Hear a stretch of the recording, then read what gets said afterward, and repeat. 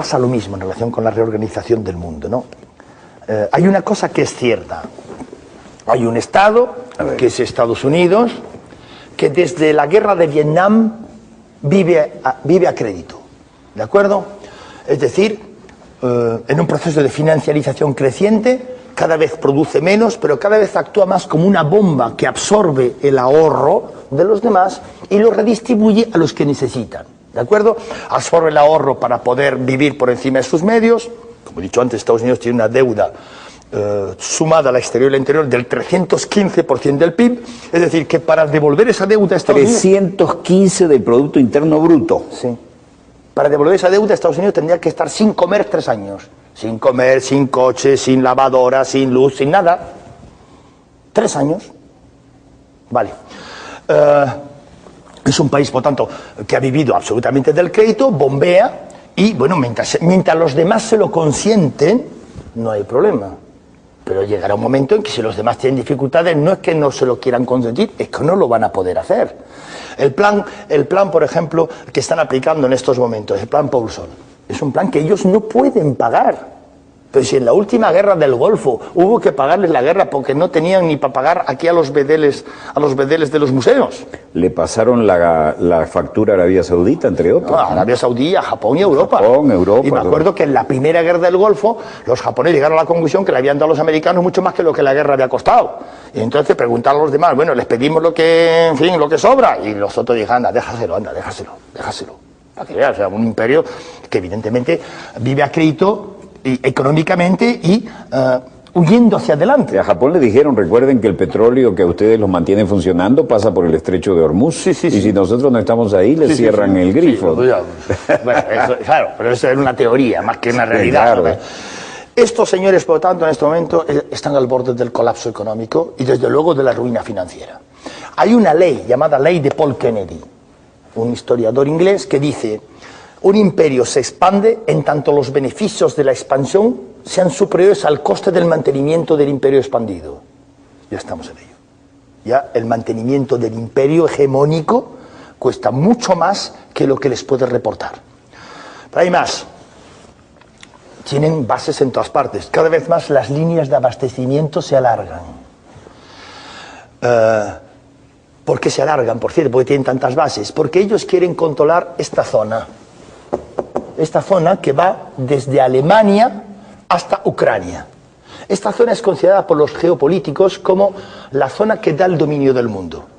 O sea, la teoría en geopolítica de un tal Mackinder viene a decir, con toda la razón, que el mundo, la historia del mundo es la lucha entre una potencia continental dominante y una potencia marítima, sea Inglaterra, sea Estados Unidos, dominante. La potencia marítima dominante nunca puede dominar el mundo, porque tiene el mar por medio. Por cierto, es inatacable, porque está el mar por medio. Pero para ser inatacable, además, la potencia dominante marítima tiene que impedir la presencia de la potencia continental dominante en las riberas opuestas a las suyas. Claro, porque no pueden pegar el salto. A su vez, la potencia continental dominante, sea Francia, sea luego Alemania, sea siempre en el fondo Rusia, hay que impedir que llegue al mar. Y además hay que impedir en Europa un eje que fuera el eje París-Berlín-Moscú. ¿Cómo? Poniendo una cuña aquí, y controlando esta zona que llaman el Heartland. Y la teoría dice que quien controla esta zona controla Europa, quien controla Europa controla la gran isla mundial, quien controlando la gran isla mundial tiene el mismo poderío marítimo que la potencia marítima dominante, domina el mundo. Entonces, esto explica... Ahora, ¿el Heartland sigue vigente en un mundo globalizado? Me temo que sí, ahora verás. Ahora verás. ¿Qué pasa después de la Primera Guerra Mundial? Se proclama la independencia de Polonia, de los países bálticos, se intenta independizar Ucrania, se intenta independizar Georgia, aparece Hungría, aparece Checoslovaquia. Todos estos, por cierto, países, muchos de ellos, al menos desde luego Polonia y los bálticos, bajo fuerte influencia británica. Bien. Problema, la revolución bolchevique no se hunde y Rusia recupera pues Bielorrusia y Ucrania. Bien. Jugada siguiente de los británicos, hacer una alianza entre Alemania y Polonia para que Polonia se expanda hacia el este para alejar Rusia del mar, y a Alemania se le dará en compensación, a Polonia se le da Ucrania y a Alemania se le da el sureste europeo. Problema, el tiro sale mal, ¿por qué? porque los alemanes llegan con el pacto Ribbentrop-Molotov a un acuerdo y a partir de ese momento esta zona pasa bajo control o de uno o de otro. 1939. Sí, septiembre de 1939. Cuando prolegómenos ya en la Guerra Civil Española, por otra parte, ¿no? El anuncio de la Segunda Guerra, ya estaba. Sí.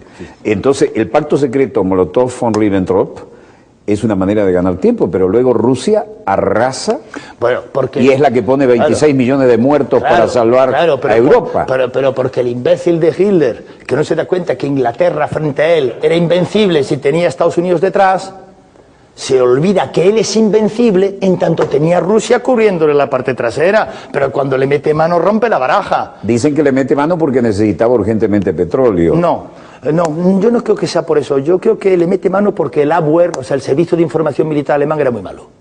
Y le dijeron que esto se caería en 3 semanas como un saco de patatas. Y cuando el señor tumba la puerta, se encuentra detrás con Alien. ¿Comprendes? Claro.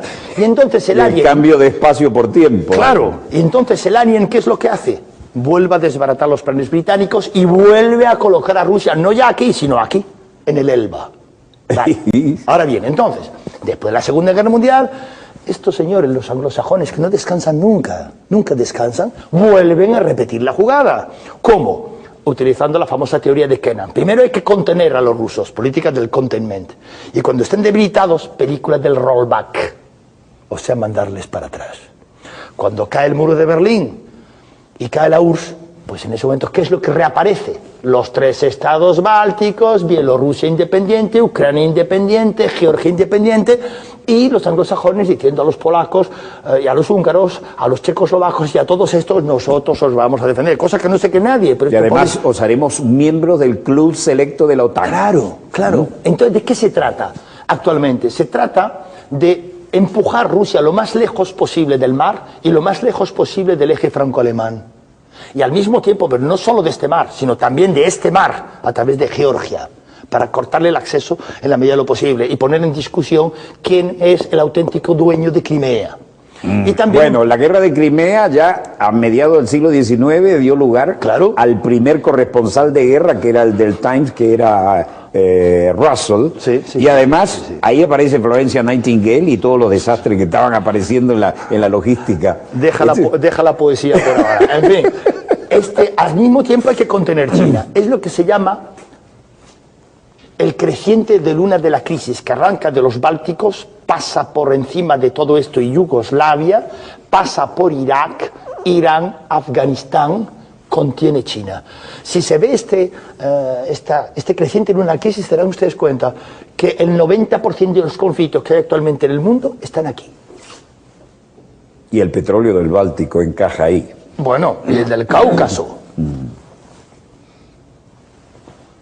Lo que pasa es que ya no pueden más.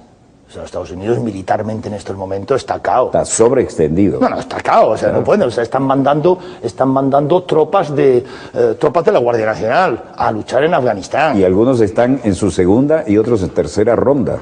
Y no hay manera de conseguir... La única forma para Estados Unidos de no perder la guerra de Afganistán y la guerra de Irak consistiría en restablecer el servicio militar. Pero eso es muy caro también, ¿eh? O sea, ya no tienen dinero.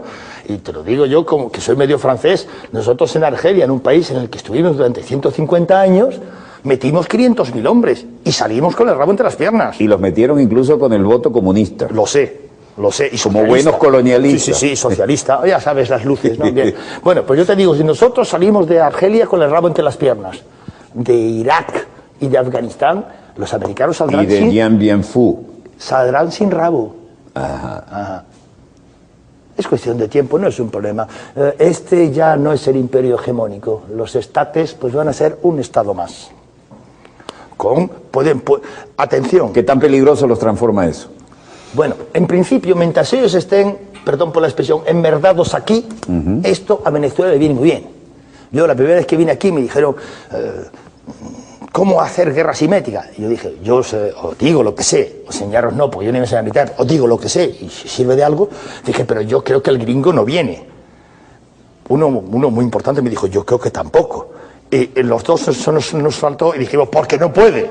Vale, muy bien. Bueno, pero nos están montando otra vez la cuarta flota que había desaparecido en la década del 50, ¿no? Pero, verás con una vocación de proyección del poderío naval a tierra. Si ellos pierden la hegemonía mundial a la que aspiraban, que no tenían, por otra parte se está recuperando Rusia a toda velocidad. Eso sí. China a toda velocidad. Indudable. Claro, bien, aquí el que más, el que menos, bueno. India va camino de lo mismo. Va camino de lo mismo, o sea, con satélites artificiales, por cierto, os felicito por el vuestro, las cosas como son. Que la gente os dirá, bueno, que es que el satélite venezolano lo tira un cohete chino. Bueno, mire usted, los satélites en Europa habitualmente los tiran cohetes rusos. También los soldados llegaron al Marne en los taxis de París. Pues sí, pues sí. No, entonces, ¿qué es lo que puede ocurrir? Que si ellos efectivamente se dan cuenta de la realidad y que ya no pueden sostener el papel que sostenían hasta ahora, pueden tener la tentación de replegarse sobre su patio trasero. ¿De acuerdo? En ese caso... Su fuente de materia prima. Bueno, al menos conservar lo que puedan. En ese momento sí podría haber peligro en América Latina. ¿Y cómo ves a Colombia en ese planteo? Colombia es la cabeza de puente. La cabecera de puente. Además la están transformando en la Prusia del continente sudamericano. Que si Chávez compra aviones, pero ¿tú sabes lo que tiene Colombia? Si Colombia es Prusia, vamos, prácticamente ya es casi un estado cuartero, militarmente hablando. Entonces, ¿cómo evitar esto? Mediante guerra simétrica.